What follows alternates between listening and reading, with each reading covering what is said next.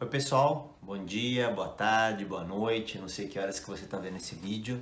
Para quem não me conhece, eu sou o Hélio Moraes, engenheiro eletrônico, advogado, especialista em direito digital, com uma longa carreira nesse segmento. E para você que está pela primeira vez no meu canal, hoje eu vou falar sobre o DPO. Né? Já ouviu falar no DPO? Né? Na verdade, no Brasil o nome não é DPO, né? É encarregado, mas o DPO, como ele é conhecido na Europa, é o Data Protection Officer. Né? Então, eu quero explicar um pouquinho para vocês. Você que não sabe, nós temos uma Lei Geral de Proteção de Dados que está para entrar em vigor em breve. Na verdade, tem uma grande insegurança, né, jurídica gerada pelos nossos legisladores e pelo nosso executivo, mas ela vem, porque isso é um movimento mundial. E dentro dessa figura, né, a gente reclama às vezes que as leis extinguem profissões, nesse caso ela criou uma nova profissão, que é essa figura do Data Protection Officer, e eu quero explicar um pouquinho para vocês como funciona, quais são as habilidades. É realmente um cara bem multidisciplinar, tem que ter vários conhecimentos para tramitar isso dentro da empresa. E o Brasil não tem uma tradição nisso, né? Na Europa já existem mais de 500 mil DPOs e no Brasil a gente está começando essa jornada. Tem algumas certificações que são feitas, então eu vou explicar para vocês uma certificação que nós somos credenciados, que é a Exim, que tem uma jornada, uma trilha de certificações para que o profissional tenha um mínimo de conhecimento para atuar dentro dessa área, né? Então hoje o meu propósito aqui é explicar para vocês o que é isso. Vamos lá?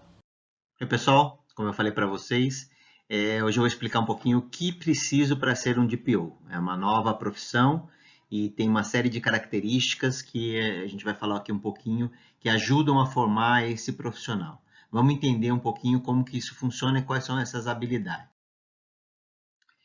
Primeira coisa, né, entender sobre privacidade, entender os fundamentos do que é privacidade, entender o que são dados pessoais, quais os fundamentos para eu ter dados pessoais, em que circunstâncias eu posso usar esses dados pessoais, né, como eu posso processar dados pessoais, quais os direitos dos titulares dos dados. Não sei se você sabe, mas com a LGPD, a nova Lei de Proteção de Dados, os nossos dados pessoais pertencem a nós, indivíduos, e estão em posse das empresas, em posse do governo. Então, eu preciso entender um pouco como isso funciona, qual é essa lógica, né? E no caso das violações também, o que eu preciso fazer, como me portar, porque as empresas vão ter uma série de obrigações em relação a isso, né? Além disso, né, organizando isso dentro da empresa. Como isso funciona? Né? Como eu preciso ter isso estruturado? Nós vamos ter uma autoridade nacional de proteção de dados aqui no Brasil, na Europa já existe. Né? Como eu faço para transferir dados pessoais para outros países? Né? Como dentro de uma corporação eu posso transitar dados pessoais de um país para outro, desde que eu siga determinadas regras, né? Então, são situações que o DPO vai precisar entender dentro dessa vertical dos fundamentos em privacidade. Vocês vão ver que tem mais duas verticais que eu vou falar com vocês daqui a pouco. Ainda nessa vertical dos fundamentos em privacidade, a questão dessa prática em proteção de dados. Como implementar as técnicas de Privacy by Design e Privacy by Default, né, que é implementar privacidade desde o princípio. Né, o titular é a pessoa mais importante na privacidade, então ele tem o domínio completo se eu posso coletar, como coletar e usar o dado dele. É uma lógica muito diferente, né? No Brasil a gente vive uma lógica de compra e venda de bases de dados. Tudo isso vai ter que parar. Né? Mas Hélio, a nova lei, isso vai mudar? Vai demorar, mas vai mudar. É uma nova lógica, tem penalidades, né? O DPO vai ter que entender como essa autoridade vai poder penalizar.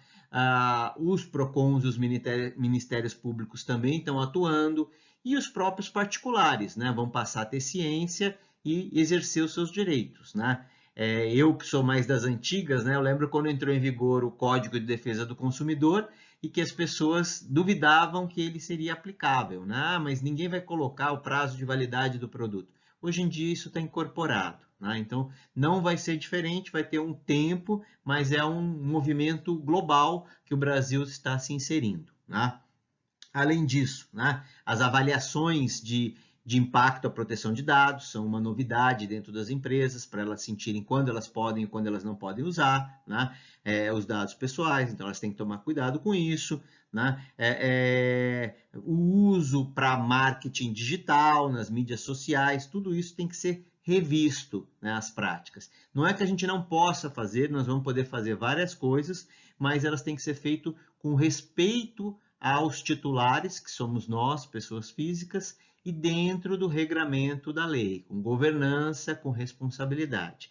Então, o DPO tem que estar ciente um pouco desse fluxo, nessa vertente dos fundamentos em privacidade. Então, ele tem que ter uma base conceitual bastante forte. Além disso, questões práticas, né? Não basta ele ter a teoria. Esse é um profissional que vai ter que se relacionar provavelmente com a diretoria, com o board da companhia, tem que ter uma certa autonomia para trabalhar esses conceitos da privacidade e ele precisa também desses conhecimentos práticos, a experiência prática de como vivenciar isso, né? Quais são os elementos importantes aqui nessa experiência prática? Primeira coisa, né, é entender das políticas de privacidade, como estruturar, como revisar, como modificar, né? Aqueles conceitos que eu falei do Privacy by Design e Privacy by Default, são conceitos de incorporar isso no dia a dia de todas as áreas, todos os produtos da companhia, de maneira que a privacidade não é lá no final que o DPO vai olhar e dar o veto ou não. Isso tem que ser integrado já em novos produtos, em novos serviços, em novas campanhas, né? Então, tem uma série de técnicas e metodologias para implantar isso dentro das empresas. Então, o DPO precisa conhecer um pouco isso para ver como funciona. Além disso, né, gerenciar isso, então ele tem que ter um projeto, obviamente que nas empresas pequenas isso é mais simples, mas nas empresas grandes ele precisa ter uma metodologia para fazer isso, né? Então ele precisa entender aonde ele está, né? Então depois ele planejar o que ele vai fazer, depois ele passar a implementar, depois ele criar uma governança em cima dessa privacidade que ele implantou e depois avaliar e reavaliar e implementar melhorias, né? O que eu tenho dito é, não basta você implantar o seu programa de governança, você precisa depois, isso é uma ação contínua, né? Então, você vai implantar o seu programa de governança 1.0, como eu brinco, e depois isso vai ter que ser continuamente modificado e melhorado, obviamente, dentro dos padrões de cada empresa, dentro das necessidades, dentro dos volumes de dados pessoais que você lida. Então, tudo isso tem que ser avaliado e cabe ao DPO apoiar todo esse processo. Além disso, né, você vai, obviamente, as empresas vão ter que nomear essas pessoas, né, conhecer um pouco o papel do controlador e do processador de dados, né, no caso do Brasil, operador, né, mas na Europa é processador, que é basicamente a mesma figura, né? Então o DPO precisa ter familiaridade com esses conceitos, inclusive com as diferenças, eventualmente, entre Brasil e Europa, se for um DPO de uma empresa europeia, porque tem algumas peculiaridades, né? E como atuar e quais são as responsabilidades. Além disso, saber apoiar um processo de avaliação de impacto à proteção de dados, o tal do DPIA, que a gente fala no Brasil, o RIPID, né? O relatório de impacto à proteção de dados, né? Entender o que precisa ter nesse documento, né? Nós vamos passar aqui no Brasil por um processo de adaptação, na Europa já é bem mais maduro esse tipo de documento, e aqui a gente tem que encontrar o nosso caminho. Não necessariamente precisa ser o mesmo da Europa, porque ele já tem lá uma jornada de privacidade bastante longa, mas a gente também tem que cumprir alguns critérios, tem que ter alguns elementos que permitam eu avaliar o risco e mitigar o risco toda vez que eu estou tratando dados sensíveis ou dados que eu estou utilizando novas tecnologias. No Brasil, isso pode ser solicitada pela nossa Autoridade Nacional de Proteção de Dados. Então, eu preciso ter elementos para poder fazer isso, né?